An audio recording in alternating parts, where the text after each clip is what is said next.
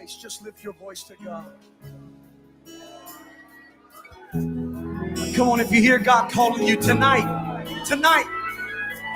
if you can hear the voice of God calling you, hey, calling you by name, waiting on you,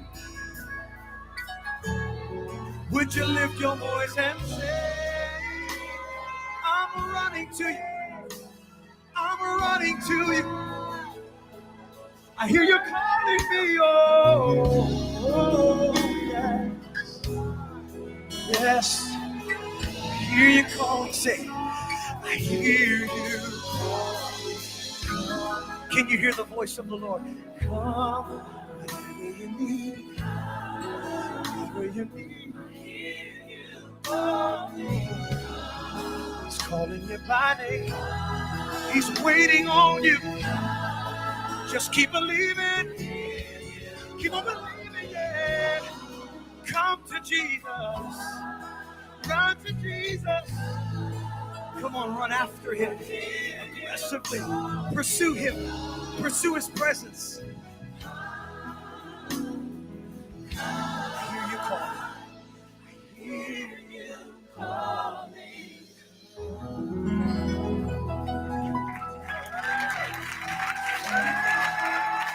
Come on, give it up.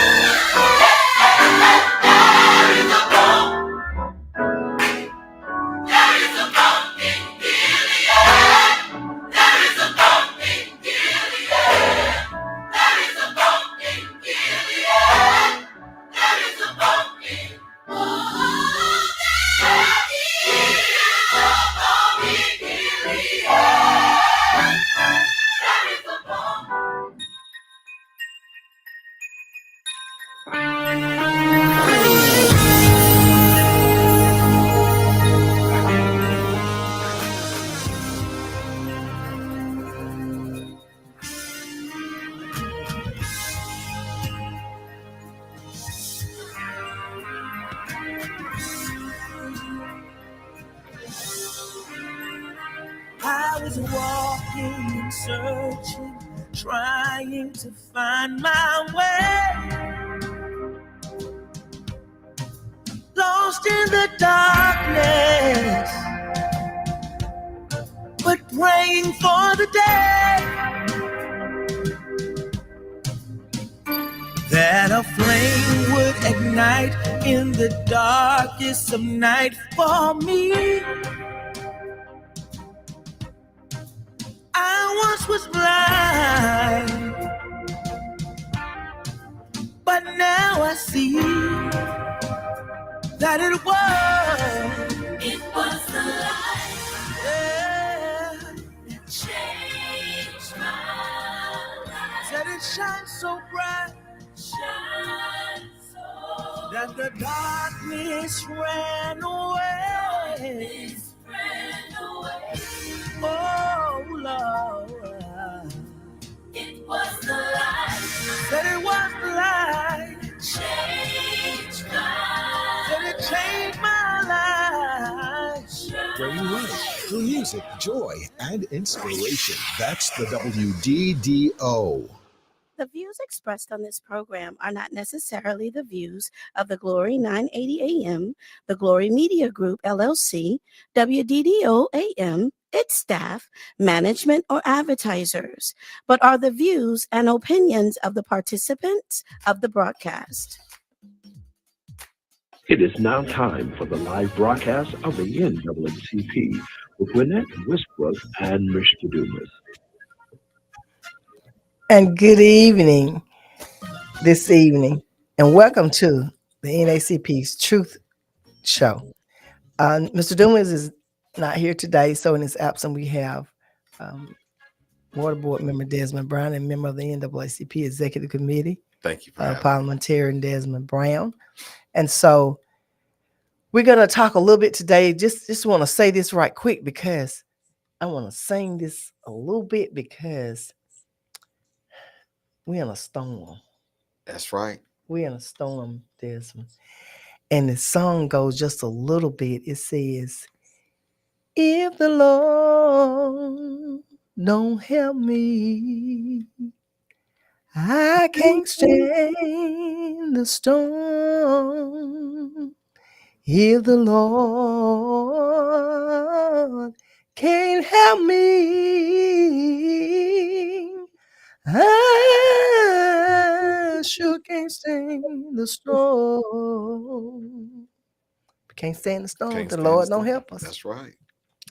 So right before we came here today, we were joined former C. Jack Ellis, Reverend Henry Fickling, and George Muhammad, and Commissioner Stanley, and along myself,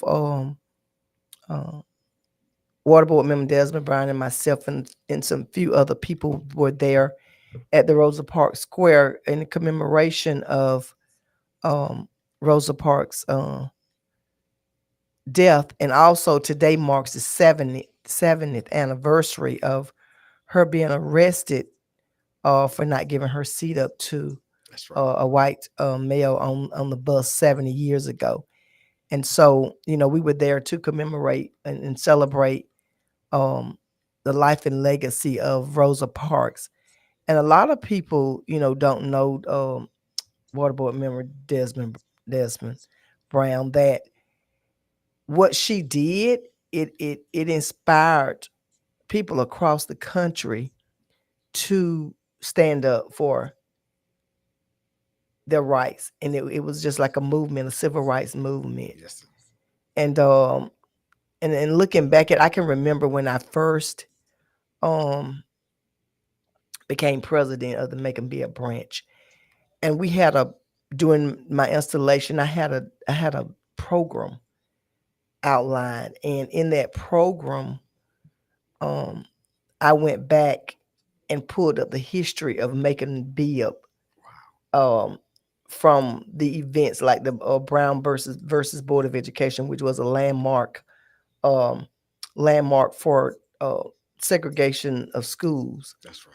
And so the bus boycott was also a part of the history in that booklet that I did, the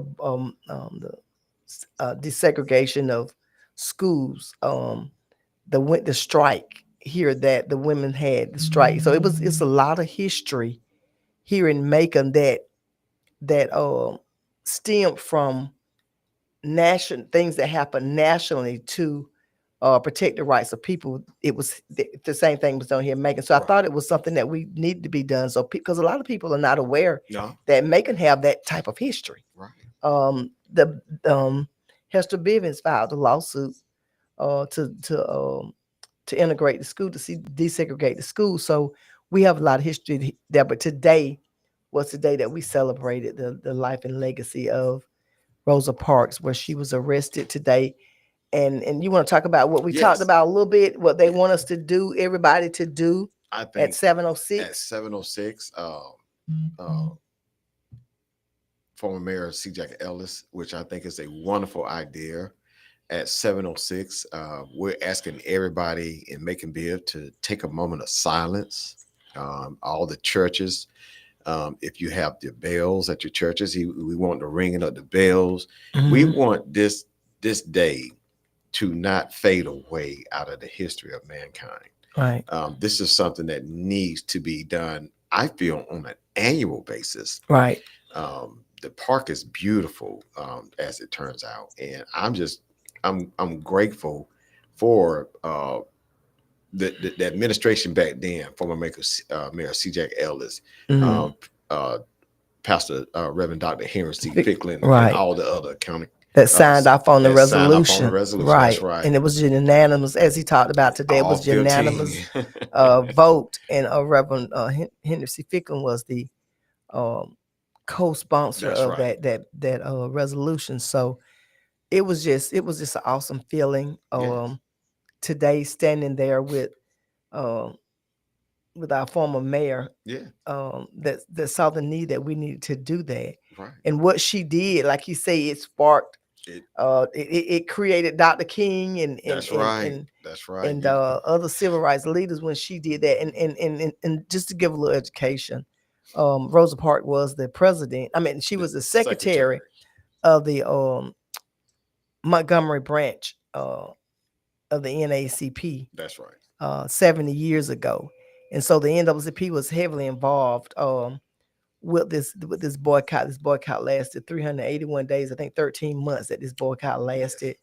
And the NAACP funded this boycott and provided legal representation during the bus boycott. And people, and see, this is what we got to do now. Yes. We got to do, I'm saying, I don't know. As far as our youth, right. This is, I know where you're going with it, President Westbrook. When it comes to our youth in this city of Macon and Bibb, we as the adults, we need to do everything possible to make sure that they not forget December 1st, what Ms. Parks did. Right. That's why we can ride the buses today. That's I mean, you talk about the federal judge, what is that, Boodle, things that he's done, right. That all of that sparked after what she did. Right. And so we can't let this just fade away. Right.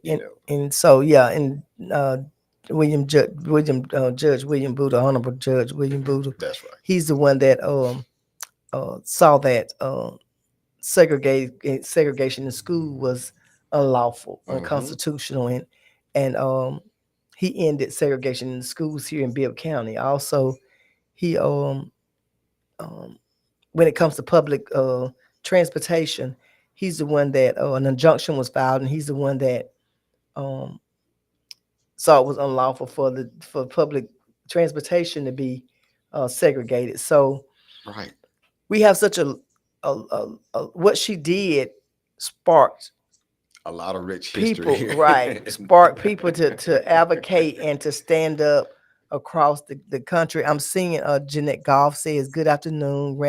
Randy Crawford said hello all, and so this is something that we have to. And I heard a statement was made while we were there today that it was said that some young people don't even think that that park should be named after her, and so like I said. People can say what they want to say, and I'll say it till I go to my grave. It's no way possible that you can know where you're going if you don't know where you've been. That's right. Or know where you come from. That's right. So even though, back in 1962, when the 15 teenagers were arrested here in Macon, right, and then in 1961, the 15 teenagers was arrested here in Macon Bibb.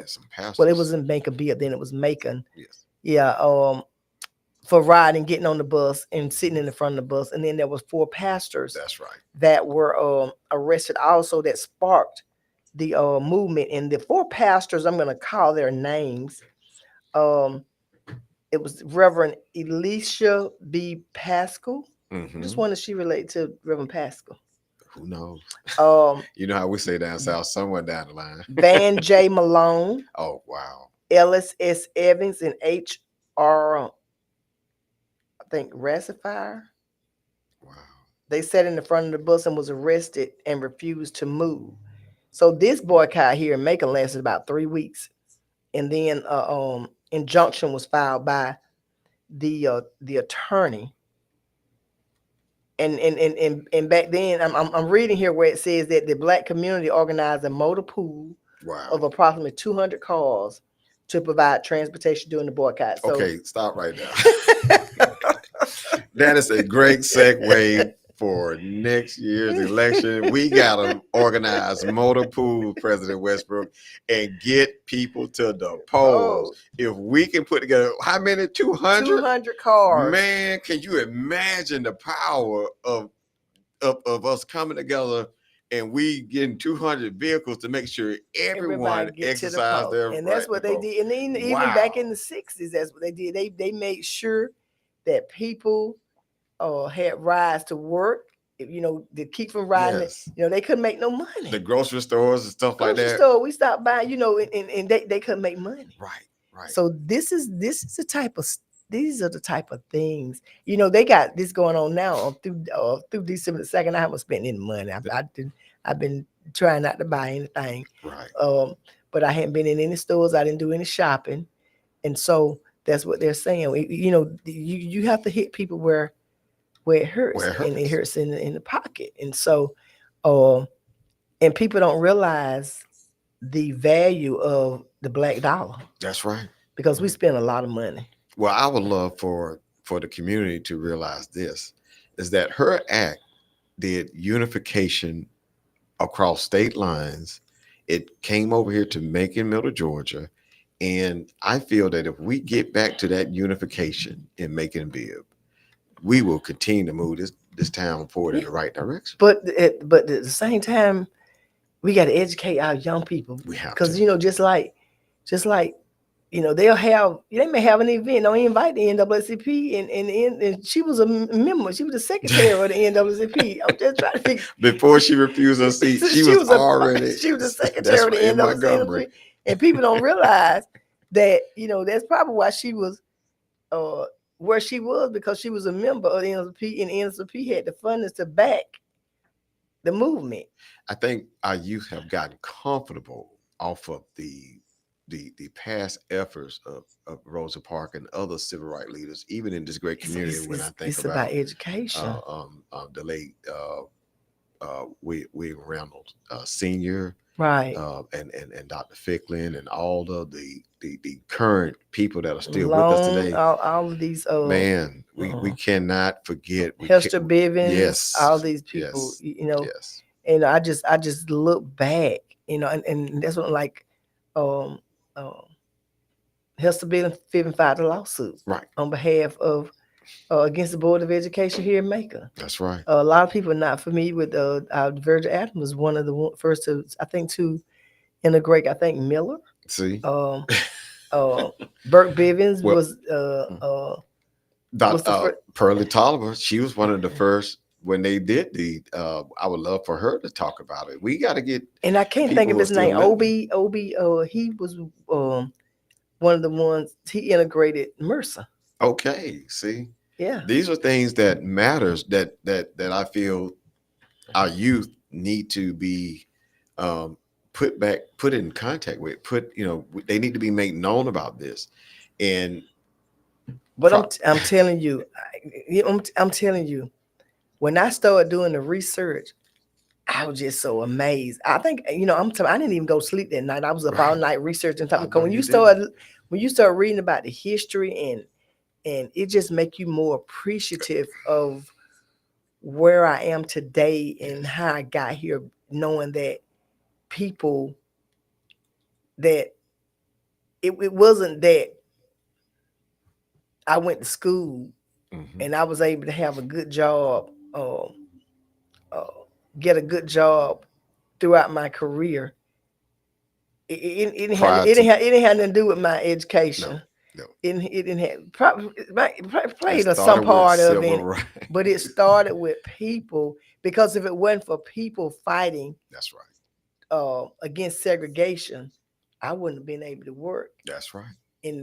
where I was working with the people that I was working with. And people, a lot of people don't, and I haven't shared this a lot, but and you know, back even when I was in the 80s, when I started working at the hospital, Right. there was still a lot of segregation. Right. And there were certain departments blacks wasn't allowed to Wow. work in, especially not in the admitting office. You're not, black people in the first person that you needed to see when you first came in the hospital. Wow. So, you know, there were no, you know, blacks were not working those areas. But laws were put into place where, and that's where a lot of people are, you know, focusing on. They're trying to get away from that, um, um, where they have to have so many people of color Right. into the This departments, started the diversity, equity, and inclusion. right? And so I was one of the first ones to have a person, a black person, to work in a department where only whites were worked. And see, now And so it was actually three of to the us hospital. Now we see everywhere. But in the beginning, when you go into the admitting office, you didn't see any black people working in the admitting office. That was the first stop, and you might. But I was one of the three that was integrated, that they hired, and it wasn't that we weren't qualified, and that's where a lot of people, um, you know, we talking about the diversity, inclusion, and if you still qualified for the job, right, but we're not have not been provided the same opportunity as somebody that that really don't have the qualifications. And I can remember going back this far. I can remember I think I was about 15. Wow. And I was working on base during the summer. Okay. And after school, during the summer, I would, catch the bus to go and work on base. They, had students, and I can remember being discriminated at the age of 15. We're talking about these type of things that actually still are present. But at the age of 15, and I'm 60 something now, I experienced this at 15. Being put in an office to work. And then when there were white females that came that they hired during the summer, we were put out in the yard to trim the grounds, and I quit. Right. Say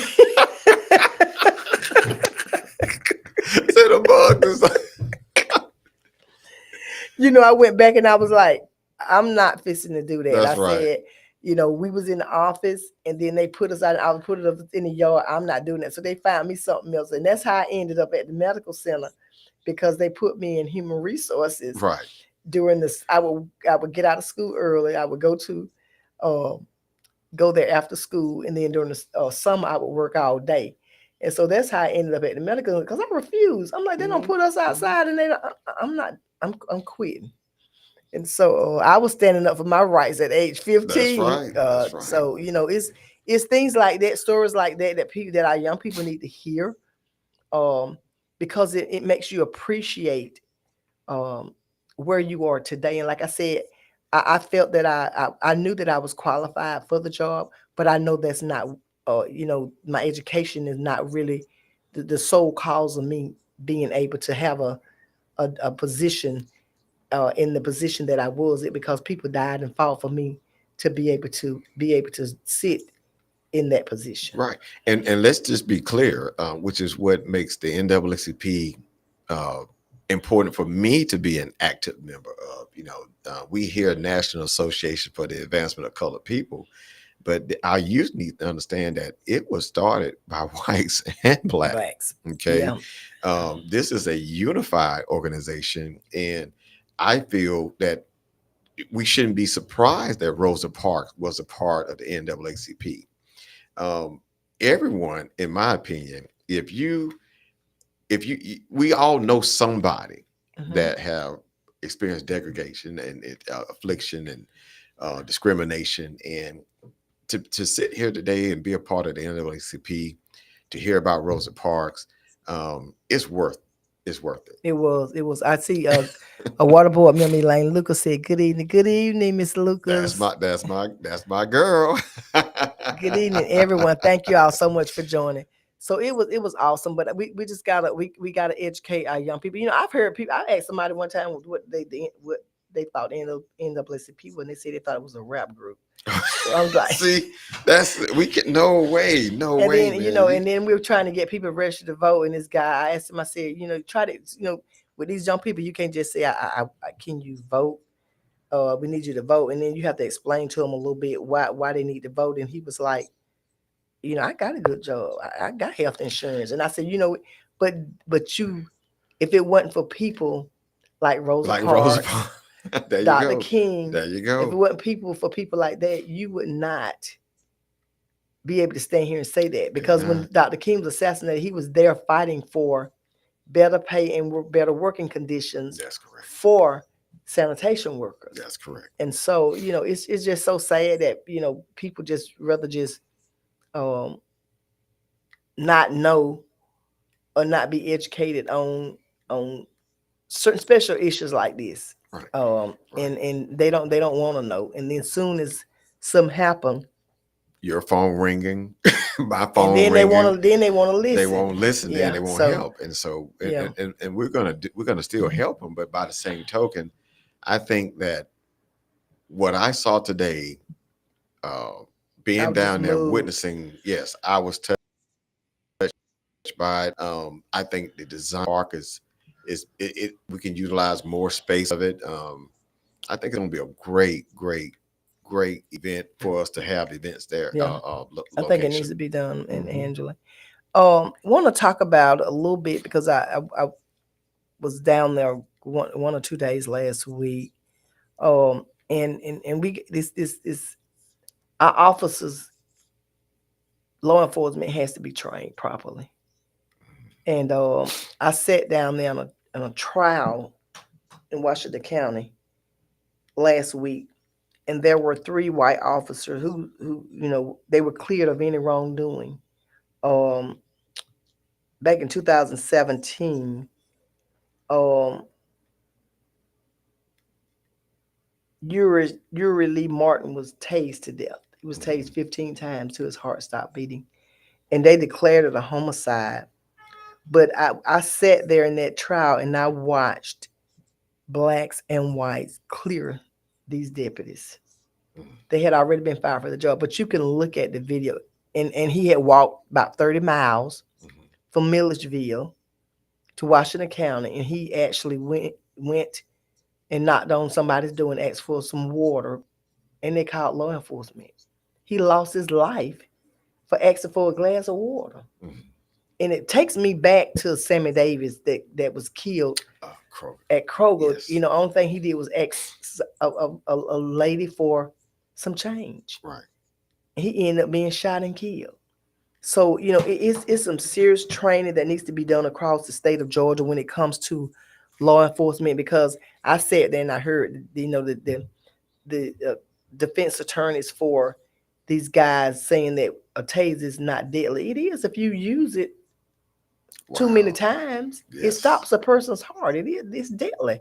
So, but I was just so disappointed in the outcome of that case. And then they just left him there before they even called for any backup, and they were trying to say that they used his mental health as a way to say that they feared him and different things like that. But I'm that's why I don't know.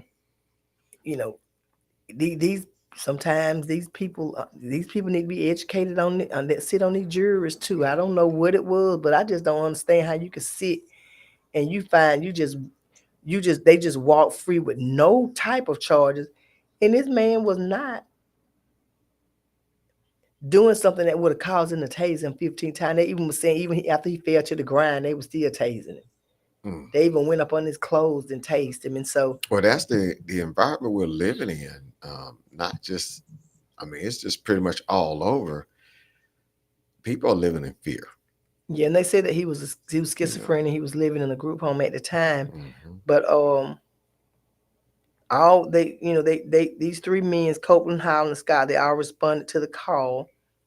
Um, they tried to interrogate him. They say that's when he didn't answer their question, they tried to seduce him by deploying a taser. That wasn't any reason why you tase somebody, because they won't answer you. But I just could not believe it wasn't just white jurors; it was black jurors sitting on the trial. And they let these officers just walk free with any type of charges, and they'll have to live with that. They're gonna have to live. I don't see how they're gonna sleep at night. I don't see. I don't see. But and when they did the autopsy report, they listed that Martin's death was a homicide. Um, but they maintained that it was self defense. Three of y'all against this man, and y'all said it was self defense. Yeah, I was following the story. I remember the prosecution, they wanted to get it removed from that county, the case, right? Mm-hmm. So maybe if they'd have gotten their wish to it being moved, then the outcome probably would have been different. They need proper training, and people can say what they want to say, but we back to these same Jim Crow That's what I was laws, saying. People living in and fear out here. and because that's what they did Mm-hmm. back in the '60s. What they did to this man right here, Yes, yes. they were doing this back in the '60s, and so we're still facing some of these same issues. And Patrick Davis said, "Good evening, good evening, good evening, Patrick." All right, Mr. Davis. But we facing these same issues with this. We seeing across the state that people being hung, Yeah, yeah. and they saying that these people committed suicide, and I don't know if it's true or not, but I'm just encouraging anybody of color, don't go anywhere by yourself.